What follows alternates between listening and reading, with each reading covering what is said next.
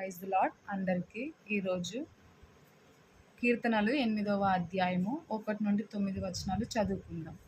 ప్రధాన గాయకునికి గీతి రాగమును బట్టి పాడతగినది దావీదు కీర్తన.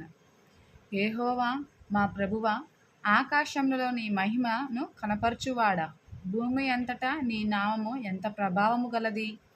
శత్రువులను పగ తీర్చుకొని వారిని మాన్పివేయుటకై నీ విరోధుని బట్టి బాలుర యొక్క చంటి పిల్లల యొక్కయు స్తుతుల మూలమున నీవు ఒక దుర్గమును స్థాపించి ఉన్నావు. నీ చేతి పని అయిన నీ ఆకాశములను నీవు కలుగజేసిన చంద్ర నక్షత్రములను నేను చూడగా, నీవు మనుషుని జ్ఞాపకము చేసుకొనుటకు వాడేపాటివాడు. నీవు నరపుత్రుని దర్శించుటకు వాడేపాటివాడు.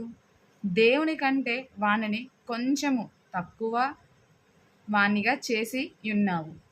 మహిమ ప్రభావముతో వానికి కిరీటము ధరింపజేసి ఉన్నావు. నీ చేతి పనుల మీద వానికి అధికారం ఇచ్చి ఉన్నావు.